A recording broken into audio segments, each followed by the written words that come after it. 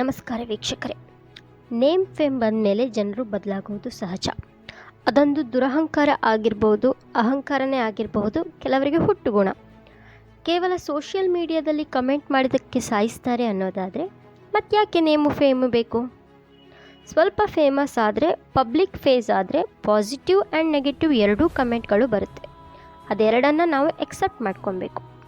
ವೀಕ್ಷಕರೇ, ರೇಣುಕಾಸ್ವಾಮಿ ಕೊಲೆ ವಿಚಾರವಾಗಿ ಹಂತ ಹಂತವಾಗಿ ಕೇಸು ತಿರುವು ತಗೊಳ್ತಾ ಇದೆ. 13 ಮಂದಿ ಸೇರಿ ಕೊಲೆ ಮಾಡಿದ್ರು ಅಂತ ವರದಿ ಇತ್ತು. ಬಟ್ ಈಗ 17 ಮಂದಿ. ಇದು ಇನ್ನೂ ಕೂಡ ಹೆಚ್ಚಾಗುವ ಸಾಧ್ಯತೆ ಇರಬಹುದು ಎಂದು ಪೊಲೀಸರು ತಿಳಿಸಿದ್ದಾರೆ. ಆಲ್ರೆಡಿ ಮರಣೋತ್ತರ ಪರೀಕ್ಷೆಯ ರಿಸಲ್ಟ್ ಕೂಡ ಬಂದಿದೆ. ತುಂಬ ಕೆಟ್ಟದಾಗಿ ಚಿತ್ರಹಿಂಸೆ ಕೊಟ್ಟು ಸಾಯಿಸಿದ್ದಾರೆ.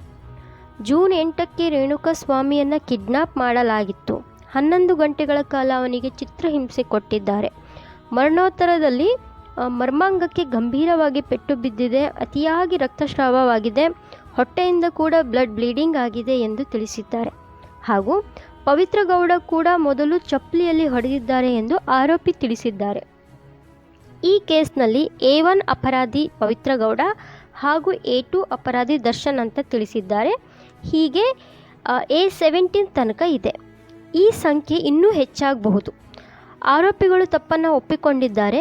ಮೊದಲು ಪವಿತ್ರ ಗೌಡ ಚಪ್ಪಲಿಯಲ್ಲಿ ಹೊಡೆದಿದ್ದಾರೆ, ನಂತರ ದರ್ಶನ್ ಕೂಡ ಬೆಲ್ಟ್ನಲ್ಲಿ ಹೊಡೆದಿದ್ದಾರೆ, ಶೂ ಇಂದ ಮರ್ಮಾಂಗಕ್ಕೆ ಹೊಡೆದಿದ್ದಾರೆ ಎಂದು ಆರೋಪಿ ತಿಳಿಸಿದ್ದಾರೆ. ನಂತರ ಶೆಡ್ನಿಂದ ಅವರಿಬ್ಬರು ಹೊರಟು ಹೋಗಿದ್ದರು.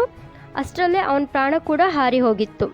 ಅವನ ಬಾಡಿ ಡಿಸ್ಪೋಸ್ ಮಾಡಲಿಕ್ಕೆ ಅಲ್ಲಿಂದ ಬೇರೆ ಕಡೆ ಶಿಫ್ಟ್ ಮಾಡೋಕ್ಕೆ 30 ಲಕ್ಷ ರೂಪಾಯಿ ಸುಪಾರಿಯನ್ನು ಕೂಡ ದರ್ಶನ್ ನೀಡಿದ್ದಾರೆ ಎಂದು ತಿಳಿದು ಬಂದಿದೆ. ಹಾಗಂತ ರೇಣುಕಾಸ್ವಾಮಿ ಅಮಾಯಕ ಅಂತ ಹೇಳ್ತಾ ಇಲ್ಲ. ಅವನಿಗೆ ಬೇರೆಯವರ ವಿಚಾರ ಬೇಕಾಗಿತ್ತಾ? ಇನ್ನೊಬ್ಬರ ಜೀವನಕ್ಕೆ ತಲೆ ಹಾಕಬಾರ್ದಾಗಿತ್ತು. ಇದೇ ಥರ ಎಲ್ಲರ ವಿಡಿಯೋ ರೀಲ್ಸ್ಗಳಿಗೆ ನೆಗೆಟಿವ್ ಕಮೆಂಟ್ ಮಾಡೋದು, ಈ ಥರ ಮಾಡೋದು ಆ ರೇಣುಕಾಸ್ವಾಮಿಗೆ ಚಟ ಆಗಿತ್ತು. ಜಾಸ್ತಿಯಾಗಿ ಒಬ್ಬನೇ ಇರ್ತಿದ್ದ. ಎಲ್ಲರೂ ವಿಡಿಯೋ ಪೋಸ್ಟ್ಗಳಿಗೆ ನೆಗೆಟಿವ್ ಕಮೆಂಟ್ ಮಾಡ್ತಾ ಇದ್ದ. ಇವನೊಂಥರ ಅಮಾಯಕ ಅಂತ ಹೇಳಲಿಕ್ಕೂ ಆಗೋದಿಲ್ಲ. ಸದ್ಯಕ್ಕೆ ದರ್ಶನ್ ಅರೆಸ್ಟ್ ಆಗಿದ್ದಾರೆ. ಜುಡಿಷಿಯಲ್ ಕಸ್ಟಡಿಗೆ ತಗೊಂಡಿದ್ದಾರೆ. ಇದಕ್ಕೆ ಸರಿಯಾಗಿ ಸಾಕ್ಷಿಗಳು, ಪುರಾವೆಗಳು ಸಿಗಬೇಕು. ಸದ್ಯಕ್ಕೆ CCTV ಫುಟೇಜ್ನಿಂದ ದರ್ಶನ್ ಕಾರು ಶೆಡ್ನ ಒಳಗೆ ಮತ್ತು ಹೊರಗೆ ಹೋಗಿದ್ದನ್ನು ನೋಡಿ ವಶಕ್ಕೆ ತೆಗೆದುಕೊಂಡಿದ್ದಾರೆ.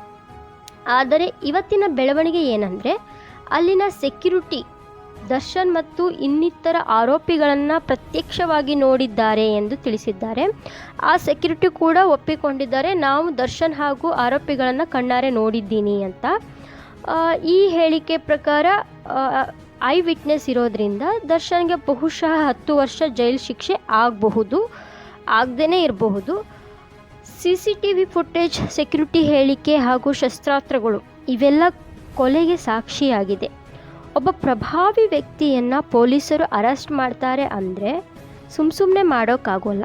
ಅದಕ್ಕೆ ಸ್ಟ್ರಾಂಗ್ ಎವಿಡೆನ್ಸ್ ಬೇಕಾಗುತ್ತೆ, ಸ್ಟ್ರಾಂಗ್ ಪ್ರೂಫ್ಸ್ ಕೊಡಬೇಕಾಗುತ್ತೆ. ಕೋಪದ ಕೈಗೆ ಬುದ್ಧಿ ಕೊಟ್ಟಿದ್ದಕ್ಕೆ ಹಾಗೂ ಪವಿತ್ರ ಗೌಡರನ್ನು ಇಂಪ್ರೆಸ್ ಮಾಡೋದಕ್ಕೆ ಹೋಗಿ ಇರಲಾರದೆ ಇರುವೆ ಬಿಟ್ಕೊಂಡಿದ್ದಾರೆ ದರ್ಶನ್. ಈ ವಿಚಾರವಾಗಿ ದರ್ಶನ್ ಪತ್ನಿ ವಿಜಯಲಕ್ಷ್ಮಿ ಬೇಸರವನ್ನು ವ್ಯಕ್ತಪಡಿಸಿದ್ದಾರೆ. ತಮ್ಮ ಇನ್ಸ್ಟಾಗ್ರಾಮ್ನಲ್ಲಿ ದರ್ಶನನ್ನು ಅನ್ಫಾಲೋ ಮಾಡಿದ್ದಾರೆ. ಹಾಗೆ DPಯಲ್ಲಿ ಇದ್ದಂಥ ಫೋಟೋವನ್ನು ಕೂಡ ಡಿಲೀಟ್ ಮಾಡಿದ್ದಾರೆ.